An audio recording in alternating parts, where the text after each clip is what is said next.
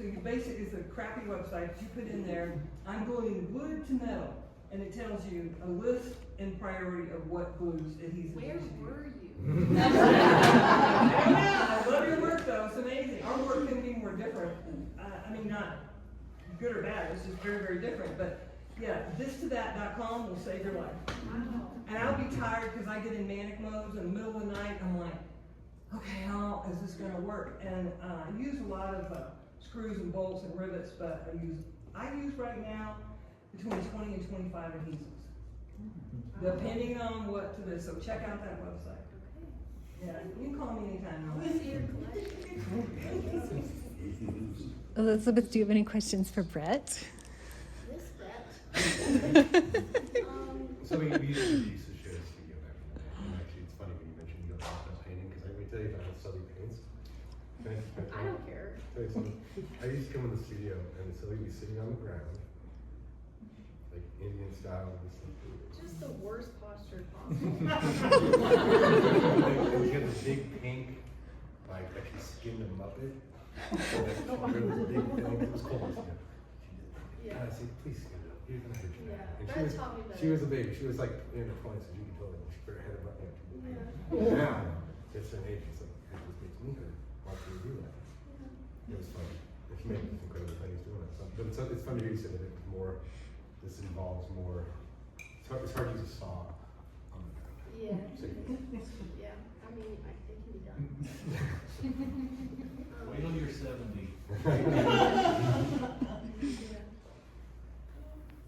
Brett, you were referring to yourself as an oil painter, of course, but I see your work and, because I've been following you for a few years now, I see someone who's narrative, of course, but surreal, you know? Yeah.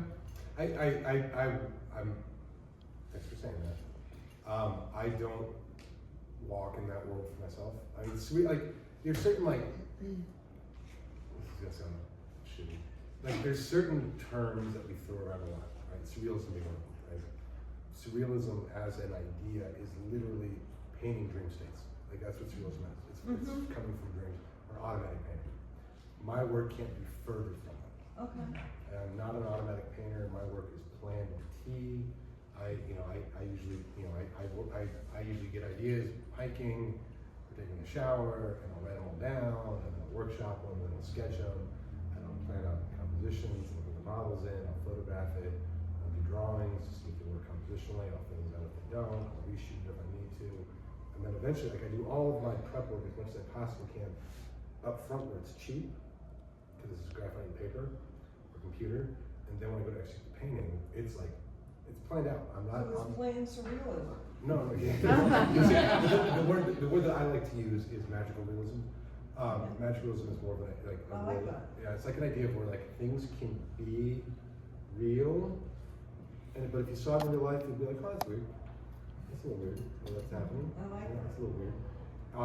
Magical realism comes from there's a lot of it's a literary model that you're my smart literary man.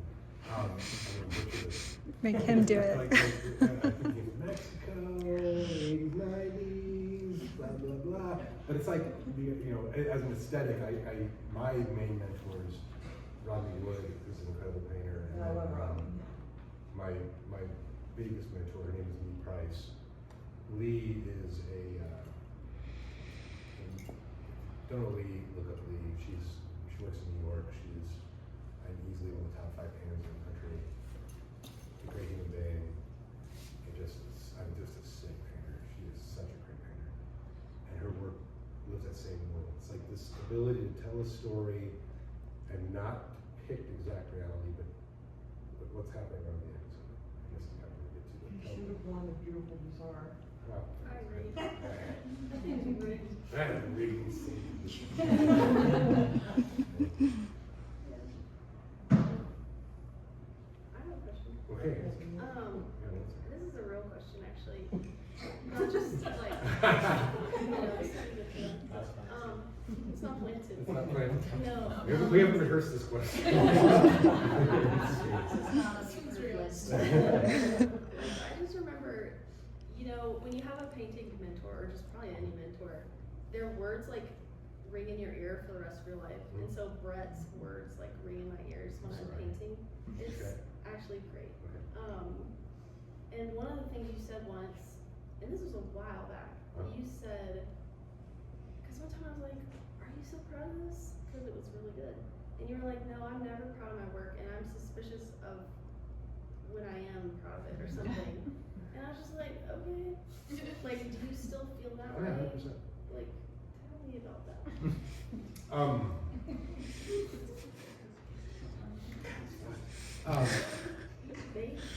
I know. It might be the one. Yeah, I guess like, it's maybe part of the art school bring up too, like,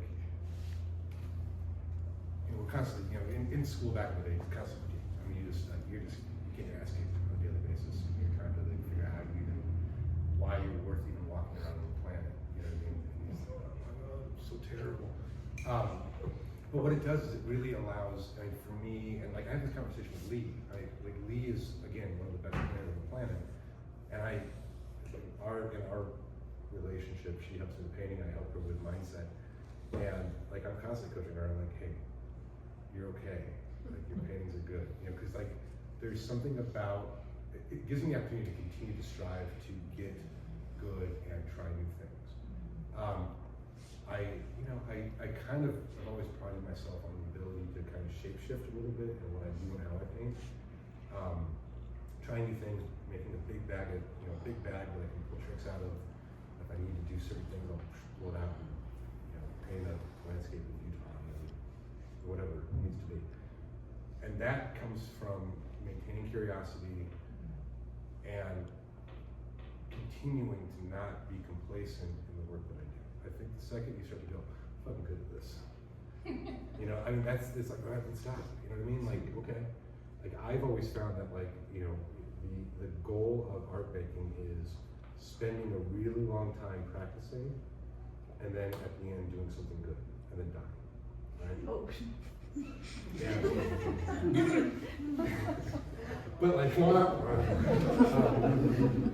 But like, but it's the journey. It's part of like it's like honing your craft and getting good and getting stuff out of the way that might distract in a piece, that might take away from like what's actually being said because there's a bad compositional moment or something like that. So like I look at all my work as super critical and just like, this, like at the time, the moment, like almost worked. And then like, could have done something different. Did I answer the question? Yeah. You wanna know what we were gonna do tonight? We're gonna play D&D here on stage. That was Brett's idea. We play D&D and it's really fun. She's a centaur. I've never seen rule bending like you see when he plays D&D. Like it may as well be called like Brett's Happy Adventure I play it well. He does not. He knows the rules. He does not care about them. Are you okay? Let's talk about, that's another question for you. When you stepped away from painting food Yeah. to making, because like it's such a different spectrum of work. Like, because I don't know if you've seen it, some of these earlier paintings were hyper-realistic, like close-ups of things that she can't eat, right? Yeah. And God, beautiful. But there's like a world of like being really in the like it's like that. Those paintings are really in the world of being like things that you can't have in your body because they'll make you sick, and they're also like they're enticing and you feel really in the world. All of these paintings for me are very like they're on another level. They're not of the earth. They're like floating up here in a way that's like it's beautiful and it's mysterious and they still have a narrative quality. But like accessing that little lane was a new. Like, how did you get there? You mean out of this world? Yeah, like how did you indulge behind it? I don't consider that I went out of the world. But I get what you're saying. Yeah. I think I how did I go from basically Yeah. painting to like doing this? Like donuts. Donuts? Yeah, donuts to like just beautiful like allegories. Well, I think that I got to know myself better as a human. I mean, when I started painting food, it was really in one of Brett's classes, and I'm just trying to learn texture and color, really. I mean, I'm not passionate about food per se, I just really thought it was fun. And people loved it, and I loved that people loved it, so I kept painting it, which is like part of the artist journey probably, is like, oh, this is working, I'm gonna keep doing this, because it feels good for people to like it and buy it. And then over time, I think you know, you get to know yourself, and then you're like, I actually have things I want to say or express. So I think that's probably why it shifted, is I actually, not that you can't say a lot with food, I think you can. It's just, for me, the language of food wasn't doing it. It was the language of the figure and the portrait. And the self-portrait just felt right, and was like a type of therapy, which I hate when every artist says that. I'm like, I just paint because it's my therapy. I'm like, I get it, but maybe you do need therapy too. Like, that's what I'm saying to myself back then. It's like, girl, like, look at these paintings, like, you were sad, like, you were like struggling. So I think, yeah, my pieces became more of like a expression of like needing to process like emotion. So processing emotion that I didn't feel like I could process with anyone, which is like loneliness, grief, depression, feeling misunderstood. So like that's, when you look at all of my self-portraits, like that's what it is in hindsight. And now I've done therapy, like I've processed things out loud with another human, and I feel like now I can access like the other side of the human's experience spectrum. That's great. Like the other side is like this, like gratitude and wonder and joy. It's such a great explanation, because I said in Artist Talk a while back, like for me, I had a realization years ago that like as a painter, as a young painter, especially as a young painter in my 20s, like painting was like cool, like in the ladies, and like it was cool, like we're just, you know, and like, and then art became like,